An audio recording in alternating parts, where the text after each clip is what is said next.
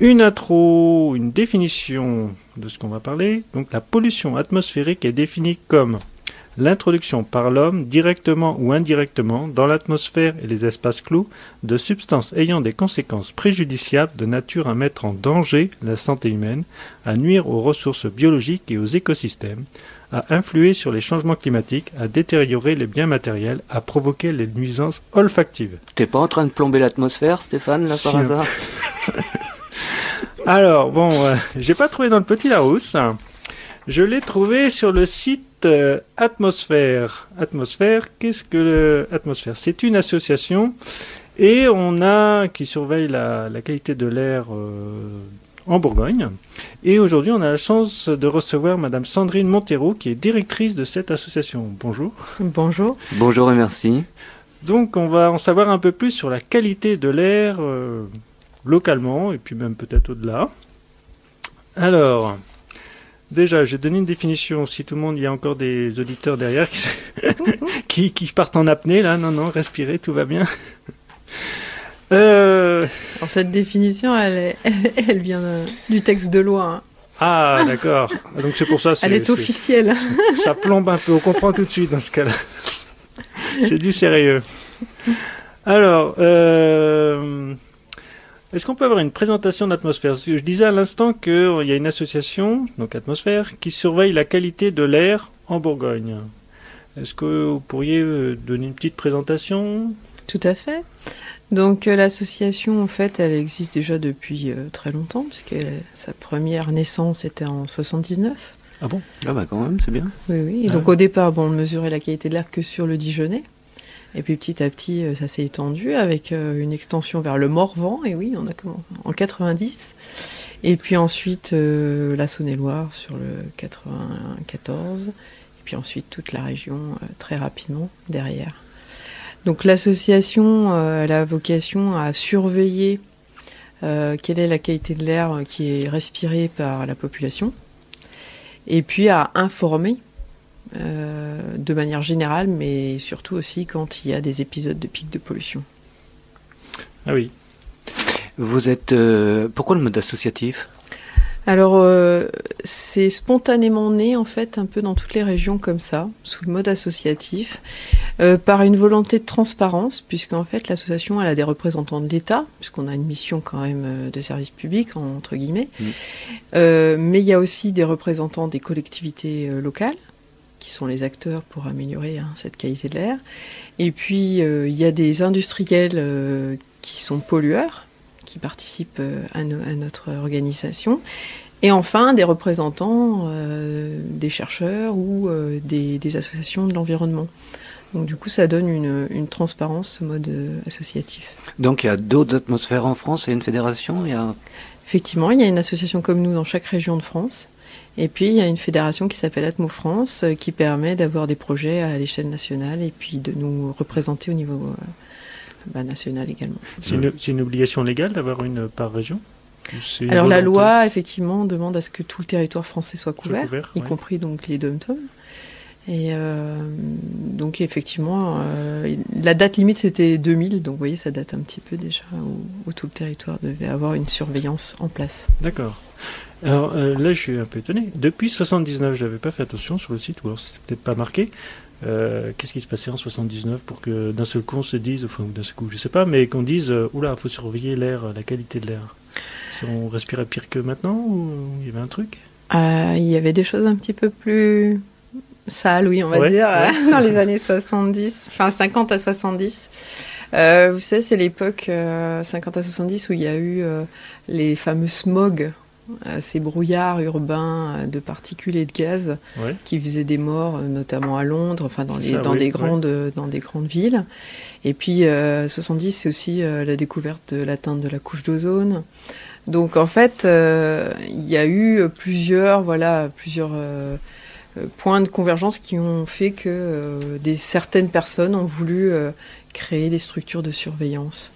D'accord. Vous devez disposer d'un équipement, j'imagine. Tout à fait. Donc pour faire cette surveillance, il y a 16 stations de mesure réparties sur la région qui mesurent continuellement. avec différents polluants surveillés qui nous permettent donc d'avoir une idée de ce qui se passe en temps réel. D'accord. Et comme type de matériel, c'est quoi? C'est des spectros? Qu'est-ce qu'il y a comme matériel? Alors, il y a plusieurs types de techniques utilisées. Par exemple, pour les particules, on a deux technologies, soit une mesure avec une balance fixée sur un élément oscillant, et donc la modification du poids déposé sur le filtre fait modifier la fréquence, donc on retrouve les concentrations. Mais on peut aussi utiliser une autre méthode qui est avec une source radioactive où on va bombarder l'échantillon et voir ce qui est absorbé et diffusé. Oui, ça se fait pas sur le bord de la fenêtre, quoi. Hein. Faut être du métier, quoi. Ah oui, c'est quand même assez pointu comme technique.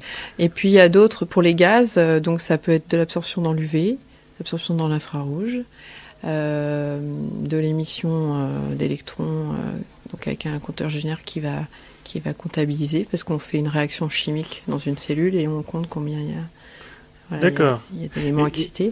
Et tous ces appareils-là se trouvent, là, il y en a un boulevard près du conseil régional, c'est ça? Il y a des grosses boîtes, là. Et, enfin, des trucs, je sais pas, qui font 2 mètres cubes, un truc comme ça. Et tout se trouve là-dedans. Il y a tous les appareils, tout est automatique et ça marche tout seul. Alors, toutes les stations ne sont pas équipées avec toutes les mesures, hein, notamment si celle de Trémouille, c'est uniquement particules et oxyde d'azote. Par contre, vous en avez une très proche, là, vers les Péjos. Il y a une station, et là, il y a en plus donc, l'ozone qui est mesuré, les particules, donc il y a deux tailles de particules qui sont mesurées dans cette station. Oui, on n'est pas venu justement on va revenir juste après sur les différents polluants. Les différents polluants, ouais. Donc il y a selon des stations, on mesure certains types de polluants et pas d'autres. Et le choix, pourquoi? Alors ça va dépendre du type de station. Mais pourquoi on mesure pas tout et partout? Voilà. Déjà, c'est un certain coût. D'accord, bon, voilà. Boulevard de la Trémouille, on ne pouvait pas installer non plus une cabine, parce qu'elles sont plus grosses, hein, celles qui accueillent beaucoup plus de matériel. Il faut au moins 3 mètres par 3 mètres. Donc, il y a des secteurs où c'est pas possible, quand c'est très dense, en termes d'habitat. Et puis après, il y a des polluants qui sont plus présents dans certaines zones que d'autres. Donc, on cherche toujours à optimiser. L'ozone, par exemple, en centre urbain, c'est là où il va être à son minimum, alors qu'en zone périurbaine, c'est là où il va être beaucoup plus élevé. Et puis en milieu rural, on peut encore avoir des situations un peu différentes. Oui, donc c'est 11 dans toute la Bourgogne. 16 stations. 16 stations. Et puis à côté, on a aussi des moyens mobiles qui peuvent aller s'implanter là où on souhaite. Sur une estimation, vous dites tiens, risque d'y avoir un risque ou... C'est souvent sur demande. Sur demande. Alors soit il y a des problèmes avec une industrie, par exemple, le voisinage est soumis à des choses qu'ils trouvent bizarres, donc ils veulent avoir une mesure pour savoir exactement ce à quoi ils sont exposés. Là, il y a eu toute l'année dernière plusieurs campagnes sur Quetigny au bord du tram pour voir quel est l'impact du tram aujourd'hui. Sachant qu'on l'avait fait avant que le tram soit installé. D'accord. Et donc on a reconduit les mesures et c'était de dire le tram, qu'est-ce qu'il a apporté comme amélioration en termes de... Et alors? Donc, c'est encore secret? Il est mis en ligne aujourd'hui sur le site d'Atmosphère, ce rapport. Non, il y a une baisse... alors, quand on fait ce type d'études, on prend en compte bien sûr la baisse qui est due non pas juste au local, mais aussi au niveau général de l'agglomération. Et après, on voit ce qui reste, qui est vraiment dû au local. Donc il y a quelques pourcentages qui ont été améliorés pour chacun des polluants sur ce site. Plus ou moins selon le polluant. D'accord. Alors juste avant l'émission, vous me parliez de nez humain. Voilà, enfin, j'appellerais ça comme ça. Là, parce qu'on parle sans entrer trop dans les détails, on a compris, c'est hyper technique pour détecter les différents polluants. Mais il y a des personnes qui peuvent surveiller la pollution atmosphérique. Alors ça, j'étais un peu bluffé. Je le découvrais il y a quelques minutes. Vous pouvez en parler? Tout à fait. Donc, on forme des jurys de nez, on appelle ça comme ça, pour tout ce qui est relatif aux odeurs, puisqu'il n'y a rien de plus perfectionné que notre nez pour analyser et reconnaître une odeur. Donc on établit, les professionnels du métier établissent un profil d'odeur, par exemple lié à une zone industrielle. Ils disent il y a tel type d'odeurs qui sont présents dans les différents process. Et ils vont former donc les gens des entreprises, les gens riverains, pour qu'ils reconnaissent quelle est l'odeur exacte qu'ils sont en train de sentir et qu'ils puissent déclarer. Donc aujourd'hui, par exemple, j'ai senti une odeur d'ammoniac, alors que hier, je sentais plutôt, je sais pas, des composés soufrés. D'accord. Là, vous devriez m'embaucher, je fais de l'hyperosmie. Je cherche des volontaires.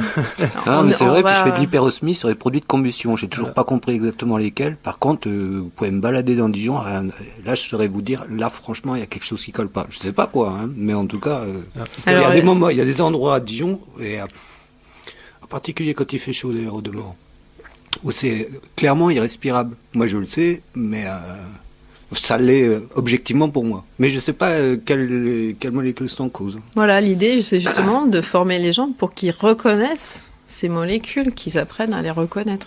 Comme certains apprennent à toutes les différentes odeurs des parfums. C'est le même principe, exactement. Ah, oui. C'est moins poétique. Par contre, ce sont des odeurs plus désagréables, oui. Faut être motivé.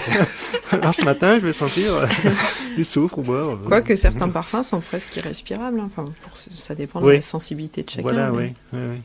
Donc, pour en revenir à l'implantation des instruments, ça permet, évidemment, ça prétend pas à une surveillance exhaustive. On est bien d'accord. C'est implanté là où c'est possible et là où ça a un sens pour tel ou tel type de particules, par exemple, ou de gaz. Effectivement, il y a des contraintes d'implantation qui parfois nous permettent pas de nous implanter partout où on le souhaiterait.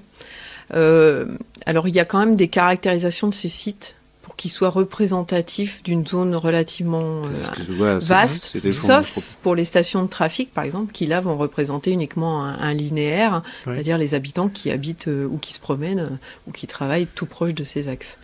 Mais on choisit quand même les stations pour essayer d'avoir une représentation de l'exposition des populations, alors plutôt type urbaine, certes, même si on a une station qui est complètement rurale, mais on a d'autres outils à côté pour estimer l'exposition des autres populations. On utilise maintenant beaucoup la modélisation pour avoir des informations partout sur le territoire de Bourgogne.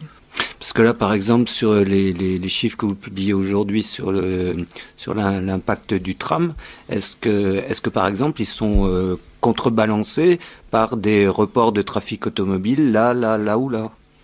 Alors, on n'a pas tout à fait fini l'exploitation. On a fait toute une série de mesures en 2014 sur ce thème.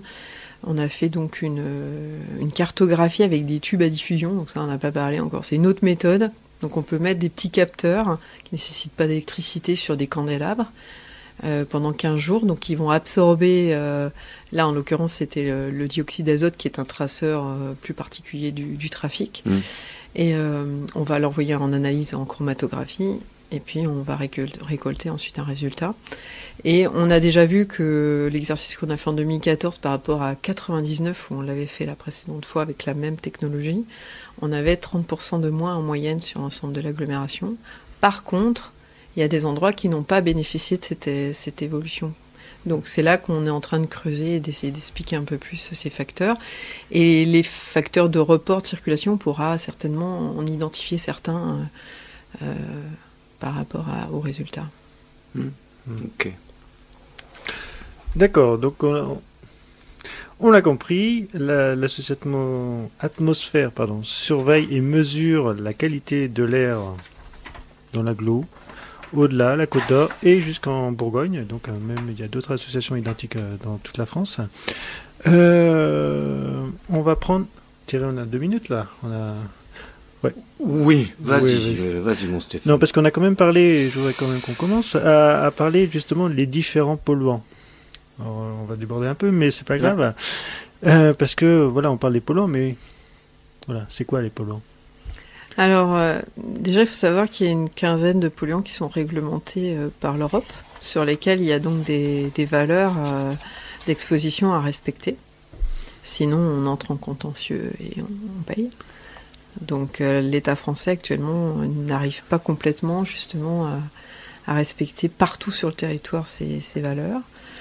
Donc en termes de polluants, qui sont réglementés. Il y a les particules, on a déjà cité, les oxydes d'azote, dont en fait surtout le dioxyde d'azote, sur lequel il y a des valeurs limites, l'ozone, dont on a aussi évoqué, mais là après, sans rentrer tout à fait dans les détails, il y a un certain nombre de métaux lourds qui sont mesurés dans l'air ambiant. Il y a un certain nombre de, alors c'est un terme complètement barbare, HAP, donc les hydrocarbures aromatiques polycycliques. Oh, c'est poétique. Il y a le benzène. Benzène, tolène, etc. Voilà, il y a le benzène et puis il y a les autres HAP, parce que le benzène c'est plutôt ce qu'on appelle nous un COV, un composé organique volatile. Ah oui, ce qu'on trouve aussi dans les peintures et tout ça. Voilà. Alors la plupart ne posent pas de soucis importants en termes de santé en Bourgogne. Les principaux, c'est ces 3 premiers que j'ai cités qui restent un peu problématiques, et notamment les particules. Alors ces particules, je ne sais pas si on rentre tout de suite dans le détail de d'où elles viennent, de quoi elles sont constituées, ou si on en parle plus On va le faire juste après la petite pause musicale, mais je voulais que on montrait qu'on a commencé sur un truc qui plombait le moral. Là, on continue sur un truc pas évident à suivre, ces petits composés. Oui. Mais vous inquiétez pas, après on vous explique tout ça après la petite pause musicale, et puis les solutions. Voilà. On va faire une pause avec Bastien Lallemand et un titre qui s'appelle Un million d'années. Mais la pause sera plus courte, ne vous inquiétez pas.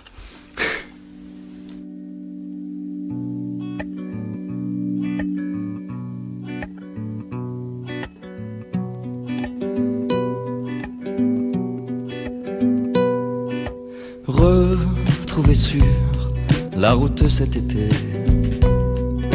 l'hôtel où vous étiez arrêté. Ça fait 1 million d'années. On dirait que ça vient d'arriver.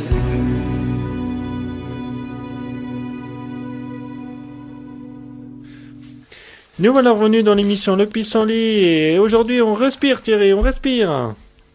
Ah oui, c'est fou. Alors, Thierry.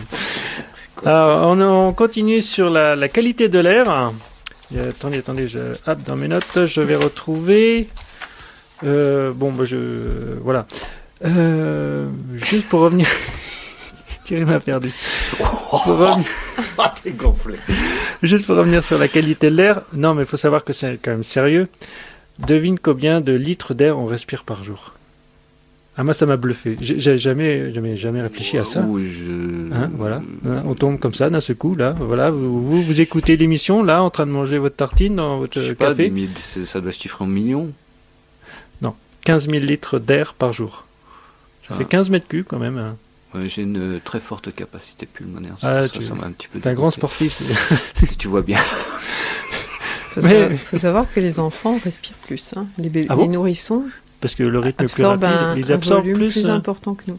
Ah mince, c'est dingue ça. Et sportifs aussi, parce que forcément. Oui, sportifs, je le savais. Et donc voilà, au moins 15 000 litres d'air par jour, donc il faut quand même 15 000 litres d'un air pur quand même. Donc on en était à discuter sur les différents polluants que l'association Atmosphère surveille, avec Madame Sandrine Montero, directrice de cette association. Donc on continue sur les différents polluants. Donc certains sont réglementés, certains sont mesurés par l'association, pas tous. Alors, tous ceux qui sont réglementés sont mesurés. Sont mesurés par vous. Tout à fait. Après, on en mesure d'autres qui ne sont pas réglementés, ou pas encore. D'accord.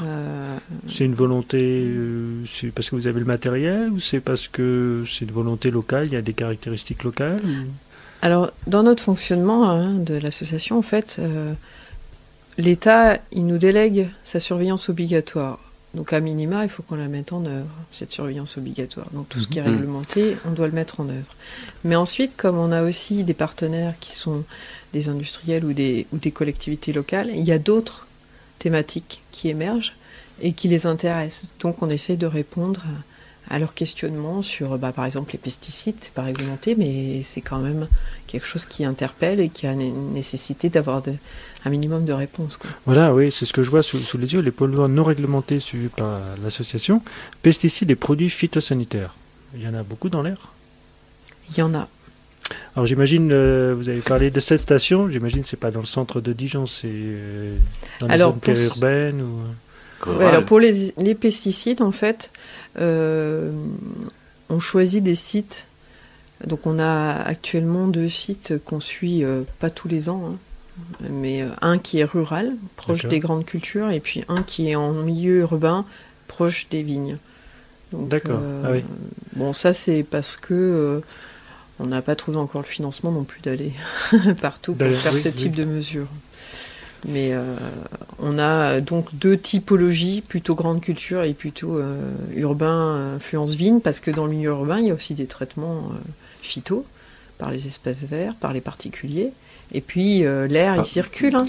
Alors, normalement, à Dijon... de moins en moins, normalement, on va vers le plan zéro phyto. Et puis, faut admettre que dans les espaces verts à Dijon... les espaces verts, ils n'en mettent plus. Ben oui, ça va plutôt alors, bien. ils en mettent encore un... Enfin, il y a encore l'année dernière, ils en mettaient un peu sur les trottoirs, certains trottoirs. Après, c'est vrai que tu as beaucoup de particuliers sous prétexte ça, d'hygiénisme débile et d'esthétisme primaire qui continuent de penser qu'il faut éradiquer les pissenlits. Puis la SNCF traite aussi aux bordures de ses voies ferrées. Oui. Enfin, il y a pas, voilà, il y a dans les zones industrielles aussi, je pense qu'il y a des pour faire tout beau, tout nickel. Du coup, je me posais aussi, la question de la fréquence des mesures. Pour les pesticides ? Pour tel composant, c'est peut-être pas... Alors, tous les composés réglementés, en fait, sont suivis sur toute l'année, en fait. D'accord. Pour les métaux lourds, c'est au moins une semaine tous les mois. Les HAP, parce que ça coûte très cher, c'est pour ça que c'est un peu moins fréquent que les analyseurs automatiques. Et pour les HAP qu'on a cités tout à l'heure, c'est 1 jour tous les 6 jours. Pour avoir une représentativité de tous les jours de l'année. Et la méthode, en fait, n'est bonne que sur 24 heures, donc c'est pour ça qu'on est obligé de faire des prélèvements aussi fins. Parce qu'il y a certaines... J'allais voir sur le site, il y a certains composés, alors si je me souviens bien, dioxyde de soufre, oxyde d'azote, les PM, les petites particules, et puis quelques autres qui sont mesurées toutes les heures. On a quasiment en continu, presque en direct, sur votre site web. Tout à fait. Sur le site web, vous pouvez suivre, c'est mis à jour toutes les heures. Oui, c'est ça, c'est impressionnant. Tout ce qui concerne les particules, les oxydes d'azote et l'ozone sont en ligne, avec une connexion directe avec les analyseurs qui sont sur le terrain. Le dioxyde de soufre et le monoxyde de carbone l'étaient avant, mais on a arrêté cette mesure parce qu'en fait on était en limite de détection tellement les composés ont chuté pendant les 20 dernières années. Ah oui, on respire de mieux en mieux. C'est une bonne nouvelle ça. Il est perplexe. Non. Alors ça c'est l'air qu'on respire donc à l'extérieur, on se balade, on fait du vélo, etc. Alors juste une anecdote en lisant un peu la presse autrement. Où est-ce que j'ai vu ça ? Je sais plus. Qui mettait que c'est dans la voiture en général qu'on a l'air la plus mauvaise quand on se déplace en ville. Donc si on se déplace à pied, à vélo ou en voiture, c'est en voiture où c'est le catastrophe, c'est bien ça ? Tout à fait. En fait, c'est dans l'habitacle de la voiture qu'on respire le moins bien pour différents phénomènes, en fait, déjà parce qu'en général on a une ventilation qui prend l'air directement devant la voiture, et il y a le pot d'échappement du précédent qui arrive donc directement dans votre habitacle, mais après il a beaucoup de mal à en ressortir, donc il a tendance à s'accumuler. Votre propre moteur, même si les habitacles se sont relativement bien étanchéifiés au cours des années, il y a toujours quand même des fuites, donc vous avez votre propre moteur, donc ça va aller quand vous roulez. Par exemple, si vous êtes sur un axe où vous circulez, il y a une certaine vitesse, donc vous n'allez pas coller non plus sur la voiture d'avant. Mais par contre, dès que vous êtes à un feu ou dans un bouchon, là, ça devient vite dramatique parce qu'en plus, les moteurs au ralenti sont extrêmement polluants quand on est au ralenti. Ouais. Et du coup, là, vous êtes tout proche de la source, donc là, vous en prenez un maximum. Bon, donc vaut mieux aller à vélo ou à pied, on l'aura compris. Il est recommandé de couper sa ventilation quand on est dans un bouchon ou à un feu, arrêter un feu. J'espère que l'information va passer. Donc il y a la voiture, ça c'était l'air plutôt extérieur autrement. L'air intérieur, juste 2 mots sur l'air qu'on a dans chez nous, d'une façon générale. Il est comment? Il est super bon? Ou il est comme dans la voiture, en fait, c'est pas terrible? Alors, dans l'air intérieur, on peut avoir toutes les situations possibles. Ça va dépendre de votre habitat. Est-ce qu'il est très étanche? Est-ce qu'il est pas très étanche? Il y a des normes de circulation d'air, normalement, un minimal. Hein. Oui, mais bon. Je pourrais vous en parler de la ventilation, mais D'accord. Bon. Généralement, c'est jamais suffisant le mode de ventilation mécanique. D'accord. Ça ne renouvellera jamais assez votre air. Alors, c'est surtout qu'en fait, l'air extérieur rentre dans les maisons. Ouais.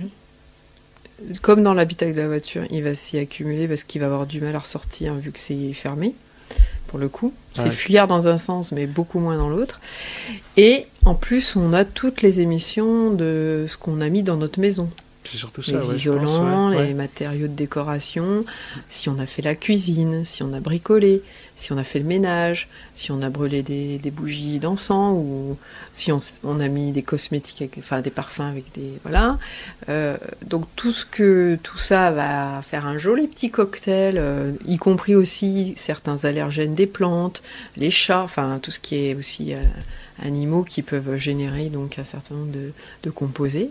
Donc quand vous êtes dans votre maison, vous avez comme ça jusqu'à 300-400 molécules différentes qui sont autour de vous et que vous respirez. Certaines ne sont pas, en tout cas à ce jour, ne sont pas connues comme étant dangereuses, mais d'autres peuvent être rapidement gênants pour la santé, notamment pour ceux qui ont des problèmes respiratoires. Est-ce que vous faites des analyses à la demande chez les particuliers ou dans les entreprises, dans les lieux collectifs? Alors notre objet en tant qu'association n'est pas d'aller chez le particulier. Donc quand on a un particulier qui a une problématique, on va essayer de le conseiller et de l'orienter dans sa démarche, mais on ne va pas aller mesurer chez lui. D'accord. Ce que l'on fait par contre, c'est qu'on fait des campagnes d'évaluation de l'air intérieur plutôt dans des lieux publics qui accueille du public. Donc on a fait plusieurs types de campagnes de cette nature. Donc il y a eu des écoles, mais il y a aussi des cinémas, des bars, donc des lieux que l'on fréquente tous à certains moments. Oui, d'accord. Et la solution, ouvrir la fenêtre, quoi. Ouais. Une des solutions, voilà. D'accord. Alors une des solutions, c'est de bien choisir ses matériaux, d'évacuer les produits d'entretien les plus nocifs. Et donc déjà, si vous voyez par exemple sur votre bouteille derrière un poisson mort, ils viennent de changer le logo, du coup je les ai plus très en tête, mais si vous voyez une tête de mort, si vous voyez marqué irritant, la croix noire, ou le poisson mort, dites-vous quand même que c'est pas très très bon. Donc si vous continuez d'utiliser, il faut ventiler, ouvrir, donc pendant et encore après l'utilisation pour que ce qui se volatilise puisse s'évacuer vers l'extérieur. D'accord. Alors, on a parlé donc des polluants. La réglementation, on en a un peu évoqué. Elle évolue comment? Parce que là, justement, l'atmosphère existe depuis 1979. C'est la même réglementation depuis? Non, c'est plus contraignant, j'imagine, au fur et à mesure du temps ou... Il y a eu différentes directives européennes qui sont arrivées, puisqu'il y a des révisions régulières. Elles ont eu pour principale action, pour les polluants qui étaient réglementés depuis le départ, de baisser les valeurs limites à respecter. C'est-à-dire en surveillant, on trouve l'origine et après on agit sur l'origine des polluants. Voilà, et puis du coup, l'Europe exige que les États mettent en œuvre des mesures pour faire baisser. Donc ils leur donnent un délai qui peut être 5 à 10 ans, mais pour qu'ils atteignent l'objectif. Les révisions ont permis d'introduire de nouveaux composés, parce qu'effectivement, à un moment donné, en 70, on a une connaissance de ce qui se passe. En 80, on en a une autre, parce qu'entre-temps, il y a des scientifiques qui ont découvert des choses, qui ont fait des études complémentaires. Donc, ça s'enrichit en termes de nombre de composés. D'accord. Ah oui, il y en a de plus en plus qu'on surveille. Qui sont réglementés. Qui sont réglementés, au moins. Donc, d'accord. Et donc, on doit surveiller. Voilà, ça. Alors, j'entendais justement sur à ce niveau-là, sur la pollution à Paris il y a quelque temps, que les jours de pollution, le nombre de jours de pollution n'avait pas évolué C'était comment le truc? Mais c'est on avait toujours autant, mais que le seuil de détection, le seuil d'alerte, alors oui, on n'a pas parlé de tout ça, les seuils d'alerte étaient plus sensibles. C'est-à-dire qu'avant, je sais pas si c'était à 80, maintenant on détaille à partir de 50, on dit attention, il y a danger. Est-ce que justement on peut revenir sur les différents niveaux? Voilà, les valeurs cibles, valeurs limites, niveau critique, seuil d'information, ça marche un peu comment tout ça? Alors, en fait, ce qu'on différencie, nous, c'est l'exposition aiguë. C'est-à-dire, là, on prend une grande brassée d'air, un litre ou 5 litres, et puis on tombe par terre. Une forte pollution sur un temps plutôt court. C'est quoi un temps court? C'est quelques jours. Quelques jours, d'accord. Ok. Et puis, l'exposition chronique, donc celle que vous avez cumulée tout au long de votre vie. Alors là, vous citiez, par exemple, les valeurs limites et celles dont j'ai déjà parlé. Ça, c'est pour le chronique. C'est-à-dire pour éviter de développer ou des cancers ou des pathologies qui dégradent la qualité de vie, comme l'asthme par exemple, on va avoir à respecter des valeurs qui sont plutôt sur des moyennes, donc sur l'année. D'accord. Et puis après, sur le aigu, ça va être plutôt ce qu'on appelle les seuils d'information ou d'alerte. Quand il y a les fameux pics. Voilà, quand il y a les fameux pics de pollution, parce que ceux-là, donc, sur les populations, peuvent avoir des effets soit le jour même, soit dans les 3-4 jours qui suivent. Donc là, ça va être plutôt, par exemple, ça peut être on constate dans les hôpitaux une augmentation des AVC, des crises cardiaques. Ah oui, carrément. Oui, et puis des crises d'asthme, tout simplement, pour ceux ou alors des bronchiolites pour les plus jeunes ou pour les personnes âgées. Donc là, c'est ce qu'on utilise, nous, c'est de la prévision pour informer avant que ça n'arrive aujourd'hui et qu'on puisse donc, les gens puissent se protéger au plus possible. Vous arrivez à prévenir combien de temps à l'avance? Aujourd'hui, on a une prévision à peu près fiable pour le jour même et le lendemain. D'accord. On essaye d'améliorer celle à 2 jours. C'est pas comme Météo France, quoi. Si, mais le problème, c'est qu'on est très dépendant de la météorologie. Donc il faut que Météo France ne se trompe pas pour qu'on ne se trompe pas, déjà, parce que c'est hyper influent. Et puis, malheureusement, on n'est pas encore au stade de développement que Météo France a sur ses modèles météo, où eux, ils font des prévisions à 7 jours. Aujourd'hui, nous, on est plutôt là, on travaille 48-72 heures maximum, sachant que notre indice de qualité sur 48 heures, aujourd'hui, il n'est pas très bon, donc on ne le diffuse pas encore. On le visualise, mais on ne le communique pas, parce que c'est quand même assez peu fiable encore aujourd'hui. Par contre, sur certains polluants, on est vraiment très très bien. Sur l'ozone, par exemple, on est avec une très bonne fiabilité sur le jour même et le lendemain. On va s'arrêter sur cette bonne nouvelle pour faire une petite pause avec Kitty, Daisy et Lévis, et on va écouter Whenever You See Me.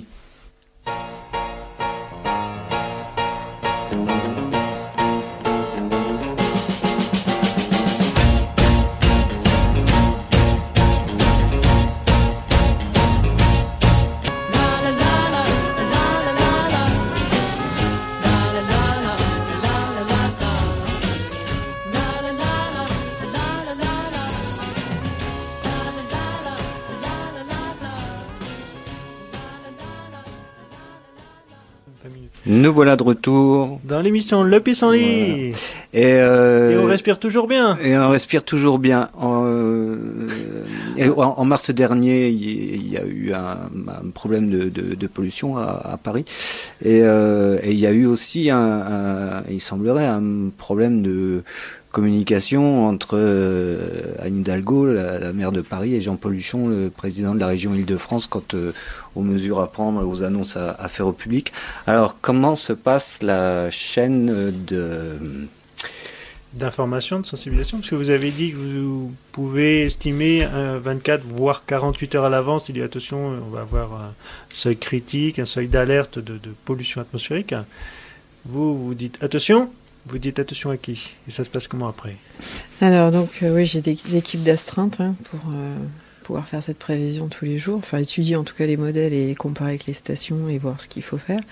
Alors, une fois que la décision, oui, il va y avoir un pic, ou probablement du moins, on appelle donc les préfets de département concernés. D'accord. Puisqu'en fait, après, ils nous délèguent, le communiqué de presse. Mais on ne fait pas que ça, c'est-à-dire on élabore un communiqué de presse et en même temps on prévient un certain nombre d'administrations qui ont été définies au préalable dans le plan de chaque préfecture Et en fait, ça se fait en cascade. C'est-à-dire, nous, par exemple, on prévient l'ADREAL. Ouais. Je ne sais pas s'il faut que je détaille tous les acronymes, mais... Si, on avait déjà on les avait interviewés, l'ADREAL. D'accord. L'ARS, la santé, mais l'inspection académique, les jeunesse et sports.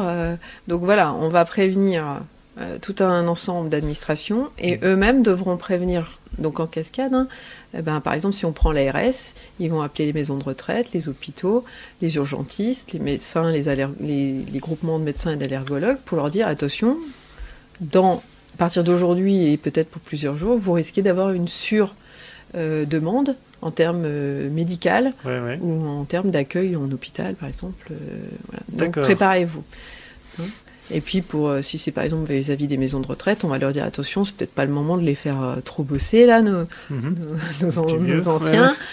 Prévoyez plutôt des activités calmes, à l'intérieur ou pas, ça dépend du cas. Les enfants, s'il y a une compète, décalez-la. Enfin, voilà. Ça, c'est pas évident aussi. Parce que justement, dans la compète, là, on parlait de dimanche. Dimanche dernier, il y avait le marathon de Paris. Tout à fait. Alors d'ailleurs, j'ai des amis qui me disent « Alors Stéphane, t'es au courant, là, le marathon et tout, tu crois que ça va se passer comment ?»« Oh, ceux qui sont nés une année paire, ils vont courir, et puis les autres, ils vont pas courir. » Drôle. Mais... Alors, c'est suivi autrement, Alors effectivement, les organisateurs de manifestations comme ça vont être informés, alertés qu'il peut y avoir des problèmes. Et puis, alors en concertation, généralement, avec le préfet, quand c'est le marathon de Paris, quand même, parce que bon, ça une grosse... Ça se rapporte pas puis comme la ça, maire quoi. de Paris, enfin bon, un certain nombre de gens placés, pour dire, quelle est la meilleure action à faire. Est-ce qu'il faut annuler? Est-ce qu'il faut maintenir? En fonction, donc, des prévisions pour le jour J, quoi. Il y a le côté financier derrière, économique, quand même. Tout à fait. Des choses où on peut... Je vois, là, on parle du marathon, mais j'imagine une entreprise qui se met à polluer, ou alors les voitures, dans l'article qu'on a sous les yeux, là, ils parlent justement de faire les jours pairs, les numéros plaques pairs et impairs, roulés par roulés.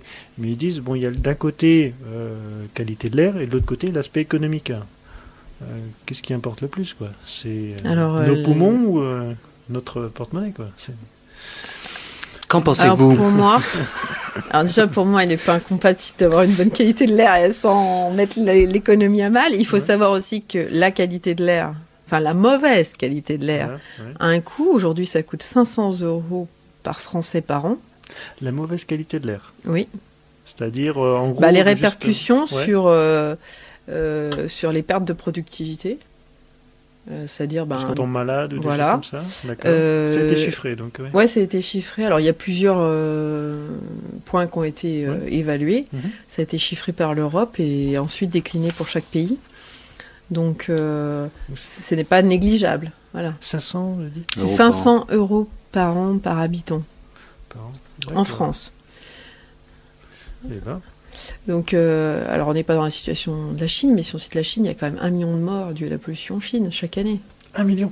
Bah oui. Alors ils sont plusieurs milliards, ok, mais malgré tout, il y a quand même 1 million de gens qui meurent chaque année en Chine de la pollution de l'air. C'est vrai. Donc c'est quand même le premier aliment du corps humain. Ouais, ça passe. Les 15 000 litres d'air par jour, tu regardes. Bon, alors, du coup, la question, c'est peut-être, est-ce qu'elle... Actuellement, il y a les outils pour une anticipation et des plans de prévention suffisamment en amont pour être efficaces ou pas?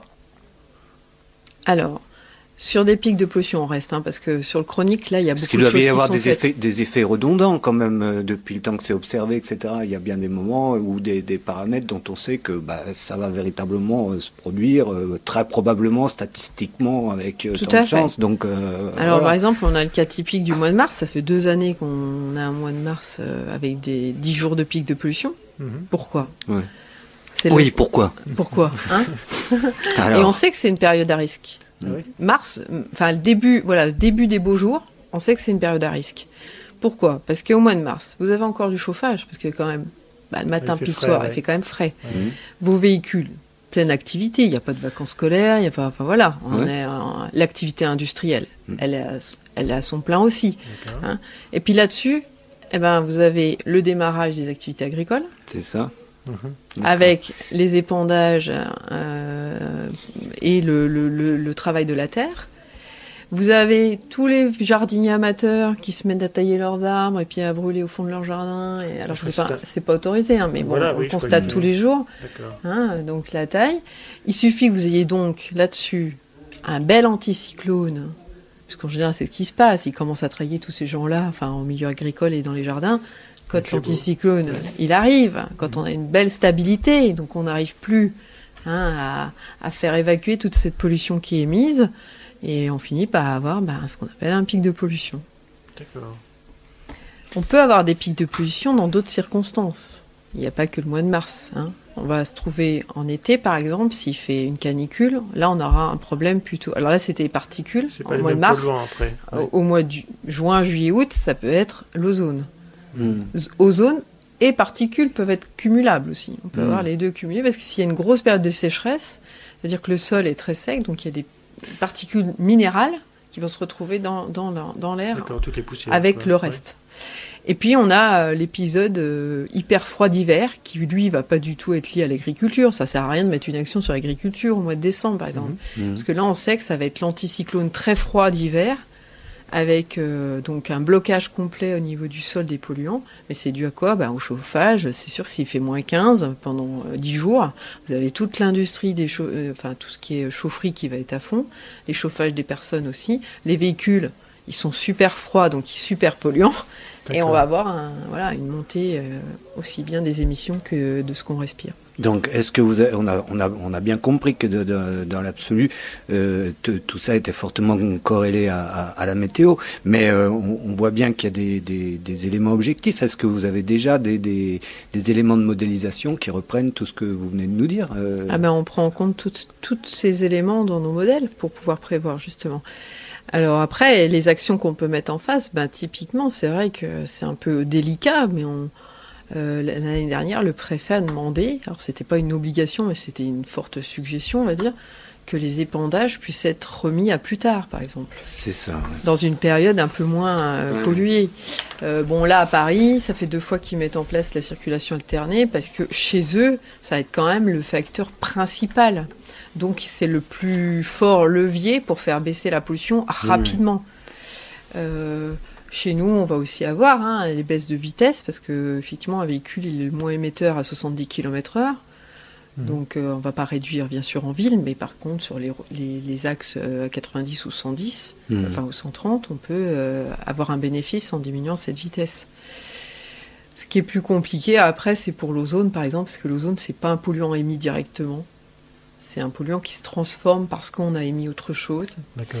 Et du coup, là, c'est un petit peu plus complexe de trouver les bons leviers, parce que dans un premier temps, quand on enlève la source toute primaire, on peut avoir même une hausse avant qu'il y ait la descente derrière. Donc c'est un peu plus compliqué. On fait un petit focus sur l'agriculture ? Sur la ville de Dijon ? Sur la ville de Dijon. 5 minutes. Je voulais juste vous poser une question toute bête, celle du lambda. Dijon est plus ou moins réputé pour être une cuvette à brouillard. Donc dans ma tête, je me dis que si on est dans une configuration qui permet de maintenir les micro-gouttelettes, ça doit être aussi valable pour les microparticules ou pas? Oui, tout à fait, en fait. Quand on a un brouillard, on a donc un mélange de polluants qui vont devenir aqueux et de particules conjointement.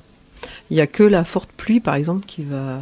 C'est comme la douche. En fait, ça lave, quoi. Voilà. Mais en fait, pour les particules, il faut une bonne pluie. Mais c'est, pas une bruine. Mais la question que je me posais, c'est quand il y a une pluie, justement, après on voit plus clair, mais tout est sur le sol, en fait. Quoi. Après, tout est sur le sol. C'est pas très propre. On a juste déplacé le problème. Voilà, c'est ça. Alors après, la phase gazeuse à la phase liquide. Mais on va pas complexifier le truc. Mais néanmoins, du coup, il y a quand même des configurations géographiques qui sont favorables à la rétention de polluants ou de microparticules. Voilà, là, on sait que potentiellement, dans cet endroit-là... Il y a le cas de Grenoble. Alors, c'est plutôt le cas de Grenoble qui est très pénalisé par sa situation géographique. Sur le Dijonnais, ça peut arriver, effectivement, il y a quelques jours, mais moins quand même que dans l'historique, en termes de jours de brouillard. On a fait un super beau pic il n'y a pas longtemps.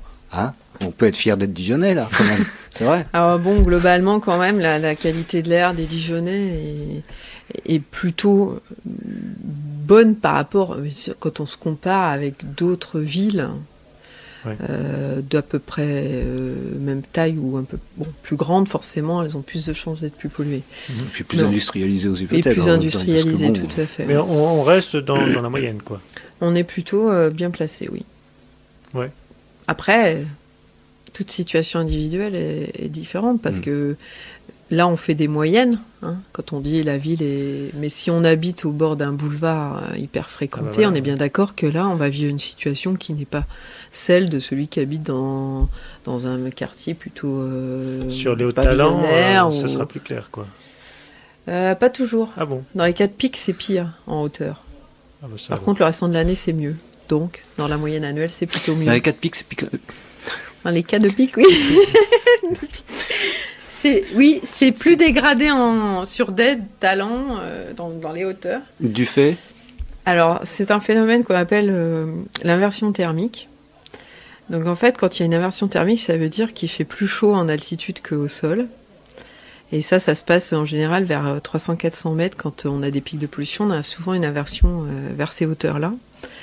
Et il se trouve que quand vous êtes à Day, vous êtes plus proche de la limite que quand vous êtes à Quetigny, sur le campus.